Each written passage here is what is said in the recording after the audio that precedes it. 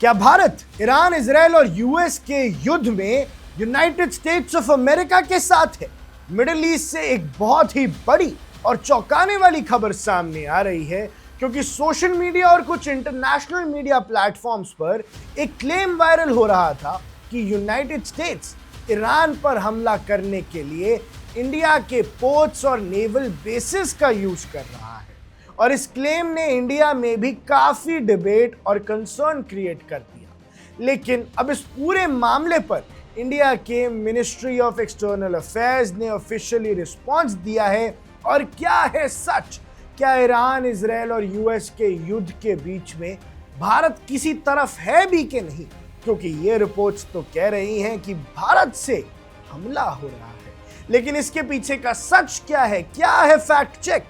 आइए आपको इस वीडियो में बताते हैं। दरअसल ये कंट्रोवर्सी तब शुरू हुई जब former US army colonel Douglas Macgregor ने एक अमेरिकन न्यूज चैनल पे इंटरव्यू दिया। इस इंटरव्यू के दौरान उन्होंने क्लेम किया कि अमेरिका के कई नेवल बेसिस और हार्बर इंस्टॉलेशंस अटैक में डिस्ट्रॉय हो चुके हैं। उन्होंने कहा, all of our bases have been destroyed, our harbour installations are destroyed, we are actually having to fall back on India and Indian ports। यानी उनके मुताबिक यूएस नेवी को मजबूरी में इंडिया के पोर्ट्स पर डिपेंड करना पड़ रहा है ईरान से ये युद्ध लड़ने के लिए। लेकिन इंडिया ने तुरंत इस क्लेम को स्ट्रांगली रिजेक्ट कर दिया है। मिनिस्ट्री ऑफ एक्सटर्नल अफेयर्स ने अपने ऑफिशियल स्टेटमेंट में कहा कि ये रिपोर्ट्स बिल्कुल बेसलेस और फैब्रिकेटेड हैं। एमईए के अकॉर्डिंग इंडिया के किसी भी पोर्ट या नेवल बेस का यूज यूनाइटेड स्टेट्स की मिलिट्री ऑपरेशंस के लिए नहीं हो रहा है, और ना ही ईरान पर हमला करने के लिए इंडिया किसी तरह का मिलिट्री सपोर्ट दे रहा है। यानी ये एक साजिश थी जो ईरान के सपोर्टर्स को, खामिनी के सपोर्टर्स को भारत के खिलाफ भड़का सके। लेकिन सच ये है दर्शकों कि भारत इस युद्ध में फिलहाल कहीं से भी इन्वॉल्व नहीं। अब थोड़ा बैकग्राउंड समझते हैं कि मिडिल ईस्ट में सिचुएशन इतनी टेंस क्यों। 28 फरवरी को यूनाइटेड स्टेट्स और इजराइल ने मिलकर ईरान पर जॉइंट स्ट्राइक्स लॉन्च की थी।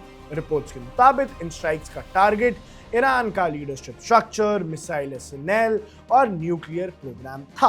कुछ एनालिस्ट का कहना है कि इस ऑपरेशन का एक हिडन ऑब्जेक्टिव ईरान की करंट गवर्नमेंट को वीकन करना भी हो सकता है, जो खामिनी की मौत के बाद कुछ ना कुछ एसेंस में हमें देखने को जरूर मिला है। इसके बाद सिचुएशन और भी ज्यादा एस्केलेट हो गई। ईरान ने रिटेलिएशन में इजराइल और गल्फ कंट्रीज में मौजूद अमेरिकन मिलिट्री बेसिस पर मिसाइल लॉन्च की। ये अटैक्स मिडिल ईस्ट के कई रीजन्स तक स्प्रेड हो गए और अब ये कॉन्फ्लिक्ट एक फुल स्केल रीजनल वॉर की तरह डेवलप। रिपोर्ट्स के मुताबिक अब तक ईरान में 1000 से ज्यादा लोगों की मौत हो चुकी है, जबकि लेबनान में 70 से ज्यादा लोग मारे गए। इजराइल में भी कई लोगों की जान गई और कई सारे लोग अभी भी इंजर्ड हैं।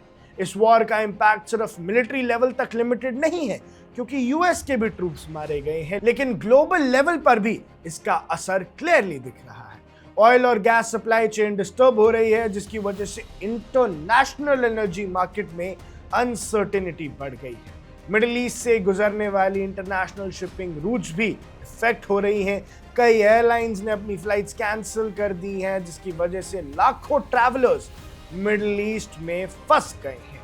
इसी बीच इंडिया का नाम आने से सिचुएशन और सेंसिटिव हो गई है, क्योंकि इंडिया ट्रेडिशनली मिडिल ईस्ट के कॉन्फ्लिक्ट्स में बैलेंस डिप्लोमेटिक पोजीशन मेंटेन करता है।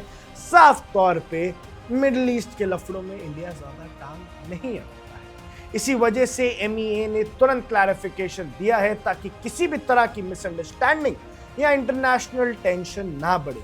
इंडिया ने क्लियर कर दिया है कि वो इस वॉर का हिस्सा नहीं है और इंडियन पोर्ट्स का यूज किसी भी कंट्री के मिलिट्री अटैक के लिए नहीं हो रहा है। इसका मतलब इंडिया ना अमेरिका और इजराइल की तरफ है, ना ईरान की तरफ है। वो किसी को भी समर्थन नहीं दे रही है इस जंग में। फिलहाल मिडिल ईस्ट में टेंशन अभी भी हाई है और वॉर को लेकर सिचुएशन काफी अनप्रेडिक्टेबल बनी है, और आने वाले दिनों में ग्लोबल पॉलिटिक्स और एनर्जी मार्केट्स पर इसका और भी बड़ा इम्पैक्ट देखने को मिल सकता है। लेकिन दर्शकों, हाल फिलहाल तो भारत ने अपना पल्ला झाड़ दिया है।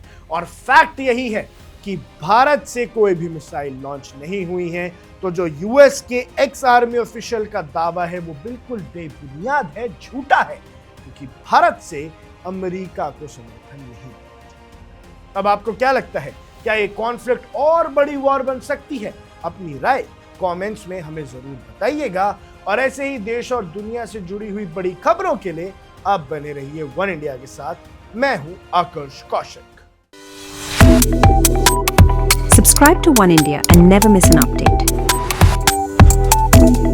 Download the One India app now.